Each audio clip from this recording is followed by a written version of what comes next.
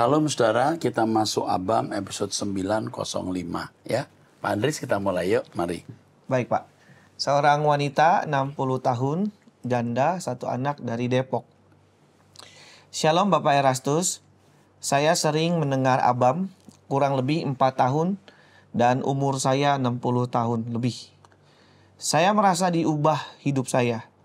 Saya sudah ditinggal suami 5 tahun dan saya merasa senang dengan adanya Abam Pak.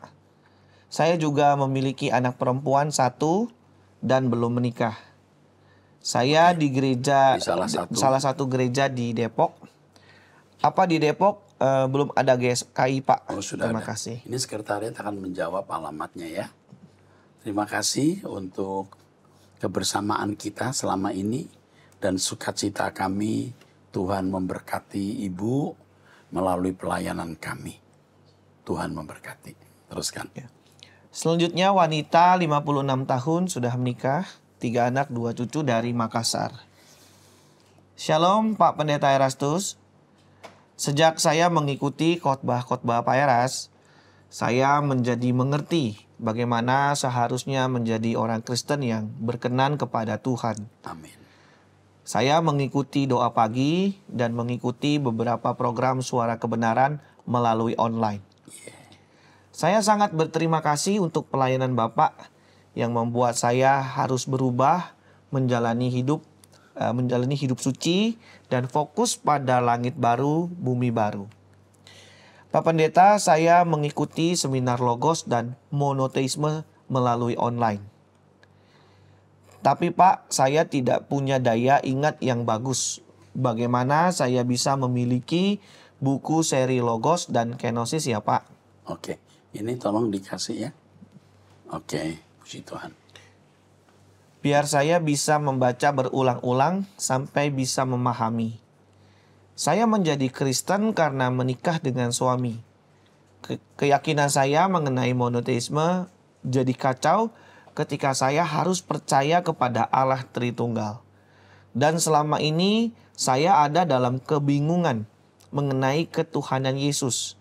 Dan tidak ada seorang pun yang dapat menjelaskan.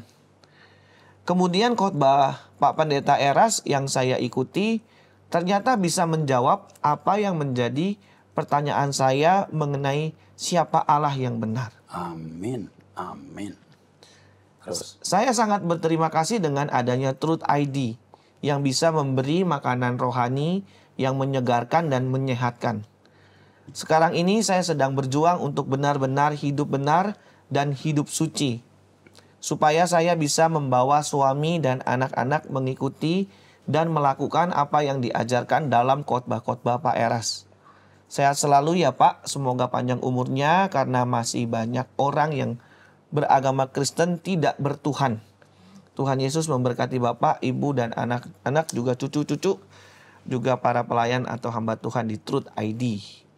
Mohon infonya Pak di Abam. Oh, luar biasa ya. Jadi ini benar-benar menyenangkan di mana Ibu ini sudah lama jadi Kristen tapi tidak bisa memahami mengenai keberadaan Allah. Melalui Logos, Kenosis, monoteisme terbuka. Makanya orang mesti tekun ya. 42 seri mengenai Logos, lalu monoteisme sudah yang ke-7 ya. Yang 7 ya. Ke-7. Nanti ini puluhan juga nih. Iya Pak. Waduh, serinya bisa lama nih. Oke, teruskan yuk, mari. Selanjutnya Dari pria ini. Pria 40 tahun dari kota Bitung sudah menikah nih Pak. Shalom Pak Eras. Tuhan kiranya memberkati Pak Eras senantiasa. Saya dan teman-teman pelayanan sangat diberkati dengan pengajaran Pak Eras yang Alkitabiah tentang keesaan Allah. Hanya saja saya pribadi masih menunggu penjelasan Pak Eras untuk perkataan Tuhan Yesus di Matius 28 ayat 19. Karena itu pergilah, jadikan semua bangsa muridku dan baptislah mereka dalam nama Bapa, Anak, dan Roh Kudus. Iya.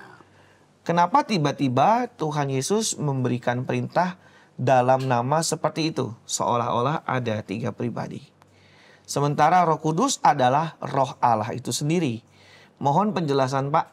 Kalaupun akan panjang, saya akan sabar menunggu dengan antusias seri pengajaran khusus kalau ada nanti. God bless seluruh keluarga GSKI.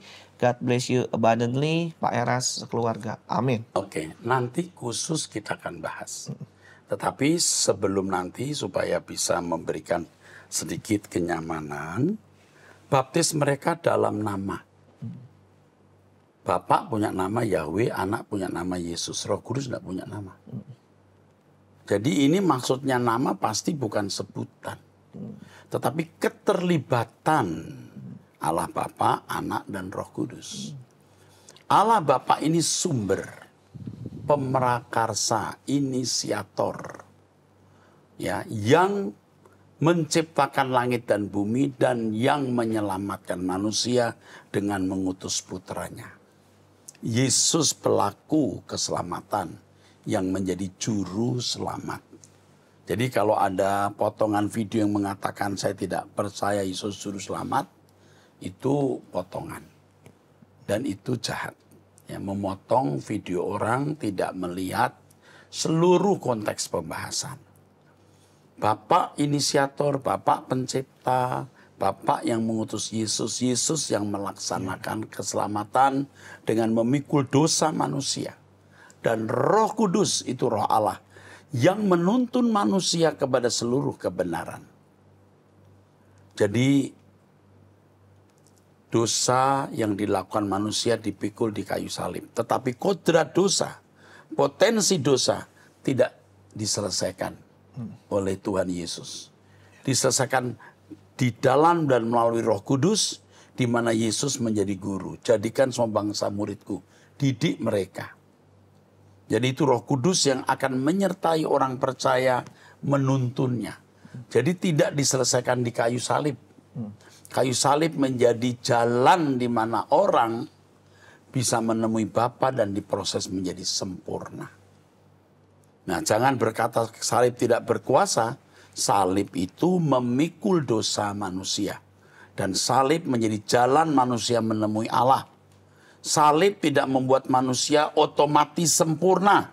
Tapi salib memikul dosa manusia. Ini kalau dipotong nanti ada yang salah juga. Seakan-akan salib tidak menyelesaikan dosa. Maksudnya kodrat dosa. Oke. Nah kalau suka potong-potong begitu, akhirnya merusak karakter. Tapi ya Tuhanlah yang tahu. Ya, nanti akan saya jelaskan ini.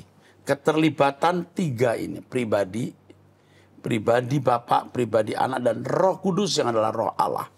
Pertanyaannya nanti, apakah Roh Kudus bisa disebut pribadi? Bisa. Tapi bukan pribadi yang terpisah dari Allah. Itu nanti penjelasan mengenai Roh Kudus. Jadi kalau seolah-olah ada tiga pribadi, benar. Tetapi Yesus tidak sejajar dengan Allah. Dia anak. Roh Kudus bukan roh pribadi lain, pribadi Bapa. Oke, terima kasih kepada penanya. Ini saudara Galang ya. Bro, terima kasih bro. Anda orang baik. Dan Anda berpotensi menjadi cerdas. Puji Tuhan. Cukup jelas nggak? Jelas Pak. Jadi dalam nama itu tunggal. Sedangkan tiga ini jamak kan? Iya. Keterlibatan. Nah, dalam penjelasan juga bisa dalam nama Bapak. Bapak yang punya nama, tidak segala nama. Mestinya. Sebelum dipercayakan kepada Yesus. Yeah. Yahweh itu nama yang termulia. Lalu Bapak menyerahkan kekuasaan kepada Yesus. Yesus punya nama di segala nama. Nah ini mesti dijelaskan agak rumit ya. Yeah, Pak. Seperti Bapak juru selamat, Yesus juga juru selamat. Yeah. Aku juru selamat sejati.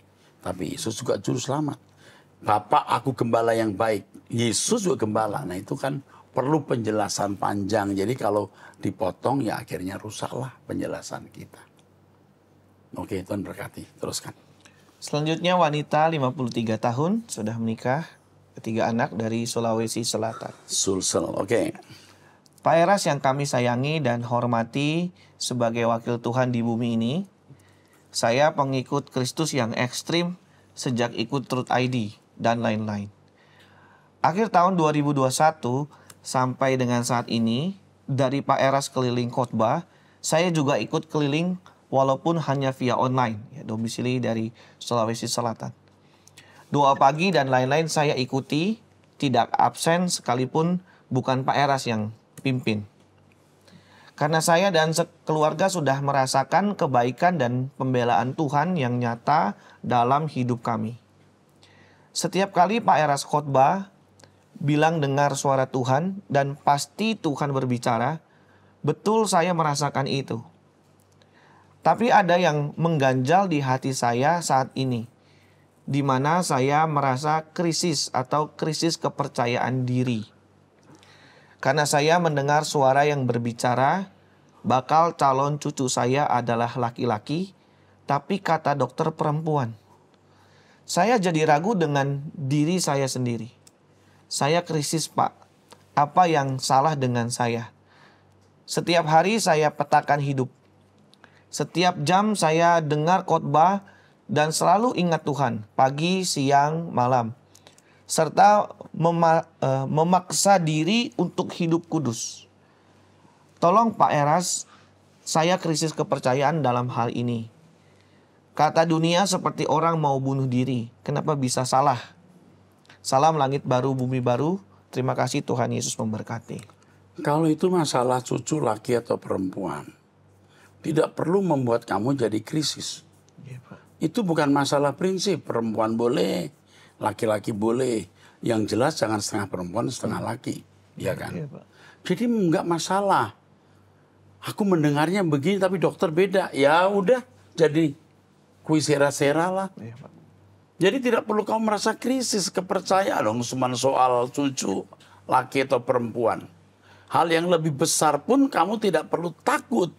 Karena selama kamu dalam persekutuan dengan Tuhan, Tuhan protek kamu sempurna. Jadi sekali lagi, jangan jadikan ini hal yang penting. Kekekalan itu hal yang penting. Oke? Jelas? Ya. Oke, yuk teruskan. Selanjutnya wanita 29 tahun belum menikah. Shalom Pak Pendeta, saya anak terakhir dari 3 bersaudara. Pertama, saya sangat berterima kasih kepada Bapak karena seringkali saya bertanya di sini dan selalu dijawab sangat mengubahkan hidup saya secara pribadi dan cara pandang. Terima kasih Pak, bisa konseling juga. Saya sudah putuskan hubungan dengan pacar saya yang seiman karena tidak membawa saya dalam kebenaran dan tidak serius dengan saya. Namun sekarang saya sedang bergumul mengenai perekonomian saya dan dengan pekerjaan saya yang tidak pasti karena saya hanya lulusan SMA saja. Dengan gaji standar Jakarta, saya tinggal sendiri dan belum punya rumah serta tidak lanjut kuliah. Saya kerja sudah 10 tahun. Tabungan saya selalu habis karena cukup dengan kebutuhan hidup dan keperluan saya pribadi. Saya kasih persembahan perpuluhan orang tua dan kakak perempuan saya. Saya punya cita-cita untuk lanjut kuliah dan bekerja dengan penghasilan yang lebih. Untuk tetap bisa kasih perpuluhan, persembahan, dan kasih orang tua untuk mencukupi kebutuhan hidup.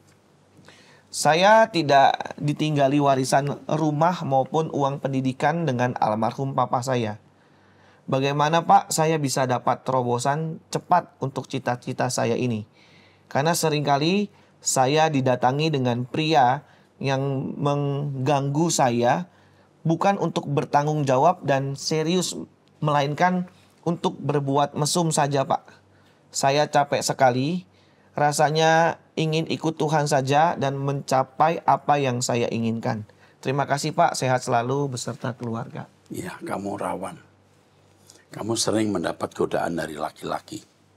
Jangan sekali-kali kamu jatuh. Kamu jatuh, susah bangkitnya. Kamu jangan mencari jodoh. Kamu diam saja biar Tuhan yang akan mempertemukan kamu dengan seorang pria yang baik. Jangan khawatir dengan umurmu, karena umur tidak menjadi masalah. Yang jadi masalah kamu itu ingin terobosan, dan itu cara salah. Kamu harus mengikuti jurus yang paling baik, dilewati. Bisa dilewati. Kau bisa dapat gaji, bisa makan hari ini, kirim uang sedikit orang tua, kakak, cukup. Kamu tidak tahu hari esok, saya juga tidak tahu hari esok. Hari ini Pulau Jawa terbelah karena gempa, selesai semua kita. Kita kan ada patahan juga. Iya, Pak, di bawah. Di bawah. Kalau itu betul-betul terjadi seperti yang disinyalir perhitungan para ilmuwan, bisa terjadi satu pulau terbelah, lalu tsunami bisa setinggi beberapa ratus meter, habis semua. Bisa. Jadi hari esok kita tidak jelas, tapi tangan Tuhan pimpin. Untuk apa terobosan lalu ambles?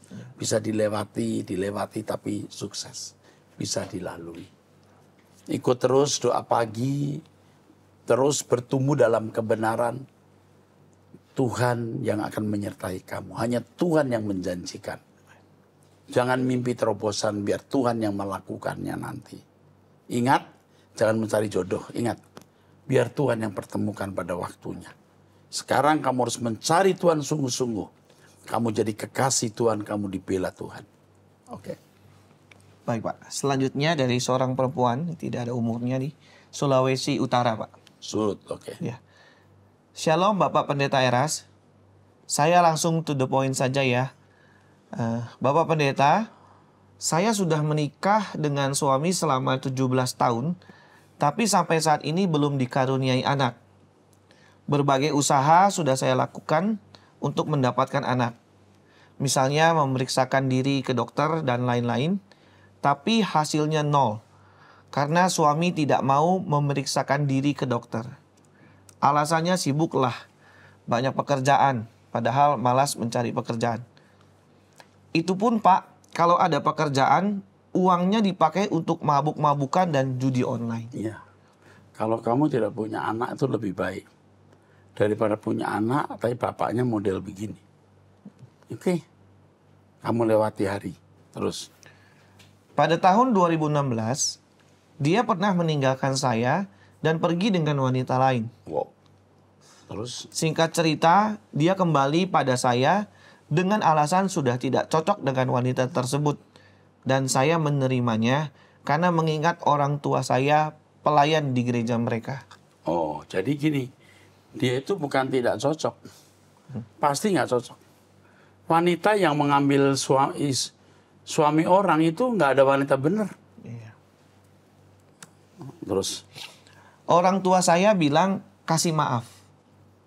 Dan seiring berjalannya waktu, bukannya berubah, malahan semakin jadi. Bicaranya semakin kasar, dan setiap hari pulang larut malam, dan itu pun sudah mabuk lagi. Selama kami berumah tangga, tidak ada uang dari dia, suami, yang dia berikan kepada saya. Entah itu kebutuhan di dalam rumah, dan lain-lain. Pokoknya semua kebutuhan di dalam maupun di luar rumah saya yang tanggung. Singkat cerita lagi Pak Pendeta, ketika saya sakit, dia sama sekali tidak ada perhatian atau rasa kasihan pada saya. Jujur Pak Pendeta, saya sudah di level menyerah dan ingin berpisah dengan dia. Mohon diberikan pencerahan atau masukan dari Bapak Pendeta. Kamu gantung saja. Ya. Mestinya kamu gantung. Kalau dia nanti meninggalkan kamu, dia akan meninggalkan kamu lagi setelah ini. Kamu biarkan saja. Dan kamu siap hidup tanpa suami, hidup tanpa anak. Siap. Sampai kamu mendapatkan langit baru dan bumi baru. Kecuali dia meninggal dunia, kamu menikah lagi bisa. Dan itu kemungkinan dia bisa meninggal dunia. Tapi yang jelas dia akan meninggalkan kamu lagi dan setelah itu kamu gak usah cari dia. Ikatan perkawinan jangan diputus. Sebaiknya kamu tinggal dengan orang tua. Ya? Betul? Ya. Udah. Tinggal dengan orang tua, tidak punya anak itu juga bagus karena bapaknya monster begini ya. Dia bukan manusia ya. Manusia tidak begitu ya. Dia tidak punya tanggung jawab. Kamu sebaiknya tinggal dengan orang tua. Dan kalau dia meninggalkan kamu, kamu tinggal dengan orang tua. Dan mungkin itu adalah pertemuan terakhir kamu dengan pria ini. Kalau dia dipanggil pulang, artinya dia meninggal, nggak tahu kemana pulangnya, kau boleh menikah lagi. Oke, saya kira cukup ya. Ntar saya marah ini, teruskan aja. Dari pria 21 tahun, single dari Jawa Timur. Di dalam Alkitab, dari Kejadian hingga Wahyu tidak dikatakan bahwa hari Sabat adalah hari Minggu. Tetapi mengapa orang Kristen memelihara Sabat di hari Minggu? Terima kasih, Tuhan Yesus memberkati. Sabat itu artinya penghentian. Jadi kalau orang Yahudi itu hari Sabtu. Tapi Sabtunya Yahudi Jumat di bulan lain dan Minggu di bulan lain juga, ya. Paham maksudnya? Sabtu di Israel itu di bulan lain masih Jumat. Di bulan lain udah Minggu. Jadi soal hari nggak masalah. Yang penting ada hari perhentian. Dan ini juga secara psikologi, dari aspek sosial juga bagus. Dari 1 minggu, 1 hari orang tidak bekerja, ya. Kalau sekarang sudah bukan hari Minggu saja, Sabtu juga libur, udah 2 hari lagi. Di Alkitab nggak diajar 2 hari, 1 hari saja. Nah, jadi nggak masalah. Tadi yang dipersoalkan apa ya? Itu Pak, kenapa kok orang Kristen Sabatnya itu hari Minggu? Ya nanti kalau hari Kamis juga nggak apa-apa. Nggak apa-apa, nggak masalah. Yang penting ada hari di mana kita bersekutu. Kalau di satu daerah, hari pasar itu hari Minggu atau hari Sabtu, ya bikin kebaktian di hari yang lain, jangan hari itu. Nggak masalah. Alkitab mengatakan jangan melihat hari satu hari lebih dari hari yang lain. Jangan. Kalau misalnya hari Minggu tidak bisa kebaktian, jadi hari Jumat. Nggak apa-apa. Sekolah Minggu jadi sekolah Jumat. Ya kan? Nggak masalah. Nggak apa-apa sayang. Hari nggak masalah. Oke, teruskan. Selanjutnya pria 68 tahun, seorang pelayan Tuhan dari Bandung. Ya. Haleluya, Pak Erastus, gembalaku yang baik dan berketeladanan. Bukan muji-muji panjenengan ya bro, tapi saya rasakan kok perubahan sudut pandang dan perilaku saya karena ajaran Pak Erastus. Itu menyenangkan ini. Usia 68 tahun susah loh bicara begini. Iya, Pak. Ini benar-benar diubah Tuhan. Terus. Saya terus berjuang untuk mengasihi Tuhan Yesus dan hidup suci.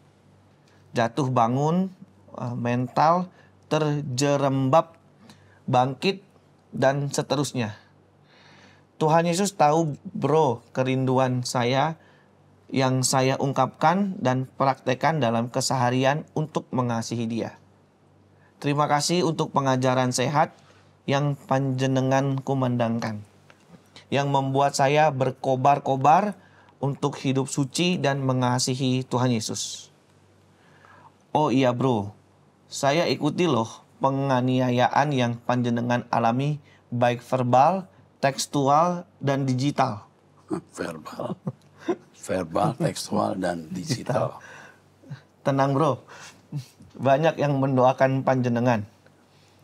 Pelayanan panjenengan dikawal oleh doa orang-orang yang diubahkan oleh Tuhan melalui ajaran dan keteladanan panjenengan. Dan maaf, saya pun ada di barisan yang berdoa buat bro. Ya, panggil Bapak bro nih. Bagus ini. Usianya udah mau 70 tahun. Iya. Dia lebih tua 3 tahun dari saya. Oke, terus. Bro Erastus, nyuwun sewu. Nyuwun sewu itu permisi. Iya. Ini orang Jawa ini. Terus. Begitu bahagianya saya dengan ajaran panjenengan dan begitu concernnya saya atas penganiayaan panjenengan. Sampai sering saya counter mereka-mereka itu. Sampai suatu waktu Tuhan taruh di hati saya begini. Tuhan sedang menyempurnakan Bro Erastus. Ya, ini benar. Benar. Kalau tidak ada bullying, saya tidak berubah. Itu bagus, ini benar. Terus? Tuhan sedang membentuk hati bro untuk punya hati yang mengasihi mereka yang menganiaya panjenengan. Wah, benar. Benar sekali, benar sekali. Terus?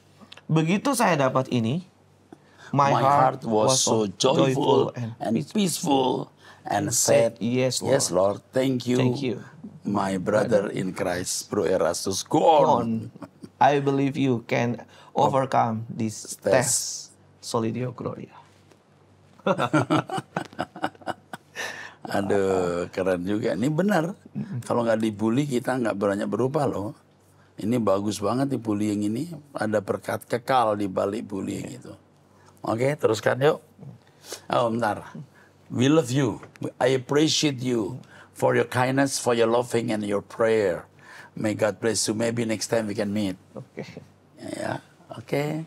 Tuhan berkati. Oke, terus. Selanjutnya wanita 54 tahun sudah menikah dari Depok. Shalom Pak Eras, saya seorang ibu gembala. Saya mau tanya Pak, ada jemaat saya memiliki kemampuan melihat makhluk halus atau indigo. Saya sudah melakukan doa pelepasan dan sebelumnya saya dan suami serta jemaat itu pun sudah berpuasa selama 1 minggu. Tapi kok jemaat itu masih tetap bisa melihat makhluk-makhluk halus ya Pak? Usia jemaat itu sekarang 30 tahun. Dan sudah sejak kecil dia indigo Pak. Apakah saya harus mendoakannya lagi Pak? Apa yang harus saya lakukan biar jemaat saya itu lepas dari kemampuan indigo? Karena dia juga seorang worship leader di gereja kita Pak. Mohon petunjuknya Pak Eras. Terima kasih, Tuhan memberkati. Salam LB3. Indigo itu macam-macam ya. Kalau dia bisa melihat roh halus, ya belum tentu itu indigo. Istilah indigo kan masing-masing orang punya perspektif ya. Ada orang berkata indigo itu artinya bisa melihat masa depan gitu. Tapi dari dulu dalam pelayanan, saya dipertemukan dengan orang-orang yang bisa melihat makhluk halus. Bahkan anak-anak kecil. Anak kecil bisa bermain dengan seseorang yang itu makhluk halus. Atau roh. Jadi waktu dia pergi dengan mamanya, papanya dia sempat pergi dulu ya, dada. Itu betul. Nah, kami sudah mendoakan menutup mata dalam nama Yesus dan sejak itu tidak. Termasuk mendengar suara-suara yang tidak perlu. Anak saya sendiri begitu. Saya tutup Fani. Dalam nama Yesus saya tutup. Tetapi saya tidak tahu kasus WL ini apa itu karunia atau bagaimana. Saya tidak tahu. Doakan ulang. Kalau sampai tidak, orang itu dewasa kan? Ya. Tanya Tuhan sendiri. Oke, teruskan. Terakhir. Selanjutnya wanita 16 tahun, ini seorang pelajar Pak. Iya. Shalom Om Eras, aku mau sedikit bertanya.